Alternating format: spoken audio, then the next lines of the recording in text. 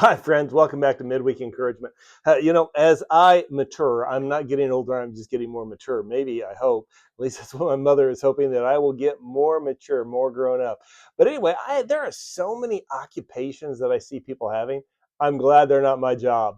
I am thankful for the people who do these kind of jobs. And you see, at one time, I used to think I wanted to be a tow truck operator.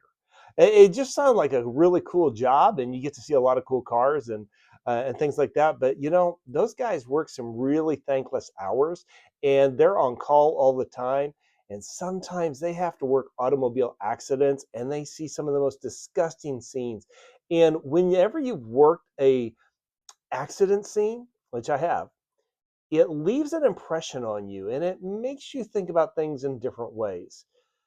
Police officers are called to deal with some people who are at their worst, kind of like funeral directors, doctors, paramedics, and others. They have to deal with some nasty smells and situations.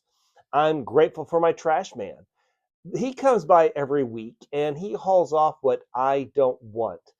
Man, I hate it when he misses a day or his truck breaks down, because my trash will really pile up. So I'm thankful for the trash man. I'm thankful for the nurse who takes my blood pressure, has to draw my blood, has to give me a shot or do whatever, and the rest of the staff at the doctor's office, that they're working, that I can have good health. And I really appreciate those that take care of me. I feel that everyone ought to have a job at one point in their life, maybe in a restaurant or retail business for just a season. I'm not talking lifelong, and there's some people that do it as a career and they are excellent at it. But I think everybody else needs to have that job in retail or food service so that they can get an idea what it's like to be on the other side of the counter, because I consider myself a people person. I don't like going through self-check lines at the store. I like having a conversation and attempting to encourage the people who are working. And all those jobs, they teach us something. They teach us what it means to serve others. Truly, work is about serving others. If we're honest, I think most of us would rather be served than serve others. We'd rather feel special than ordinary. We'd rather feel important than insignificant. And though God has made us special, unique, important, and created us in his image, I think that his children cannot be above serving, because Jesus was never above serving. Right? Remember, just before he died, he washed his disciples' feet. There was another time there were over 5,000 men who were hungry, and they had their wives and children, and he fed them. It was all about serving. And in fact, it says in Matthew 20:28, for even the Son of Man came not to be served, but to serve others and to give his life as a ransom for many. If the King of Kings and Lord of Lords didn't come to be served, but to sacrifice his life for the sake and the salvation of others, maybe we ought to pay attention.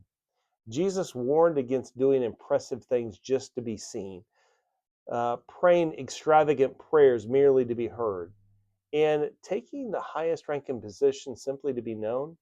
Jesus taught bright lights don't need spotlights. Instead, Jesus engaged the outcast, the hungry. He healed the sick, helped the hurting, stopped for the broken, washed dirty feet, and laid down his life for you and for me, thankfully.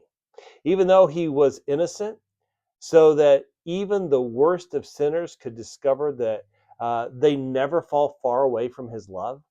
So, as you think about what it meant for Jesus to die in your place and erase your mistakes, what does that trigger inside of you? Worship? Gratitude? Are you compelled to go and tell others? Or are you compelled to even go and show kindness? I believe that God's heart is always for the marginalized and those in need. It is simply a foundational part of God's heart. He protects the widow and the orphan. He says that the poor of this world are called to inherit the riches of the everlasting kingdom. God says that if we look after the needs of the poor and our own families, there's a lot of benefits that are going to come our way, and our light will break forth like the dawn. Healing will quickly appear. Righteousness will go before us, and the glory of the Lord will be our guard behind us. It says in Isaiah chapter 58, verse 8. And this is what God is calling us to do in fasting. It's the fasting that God desires. Fasting is putting our own desires aside and focusing on what God is doing and what God is saying. It says, then your salvation will come like the dawn, and your wounds will quickly heal. Your goodness will lead you forward, and the glory of the Lord will protect you from behind. God's heart, it's always for the underdog. He always thinks of those who are in need. And when we connect to the heart of our God and Father, we share his concern for those around us. The stronger his heartbeat becomes within us, and the more we share what we have with others, and the more his glory will guard our backs. Today, I encourage you, ask God to show you how you can serve others like he has served you. Ask him to open your hearts and your minds and your eyes to become more attentive to the immediate needs of those around you, and how you can act more like Jesus, uh, and more like him and less like the rest of the world. He's counting on you, and I believe you can do it. Blessings.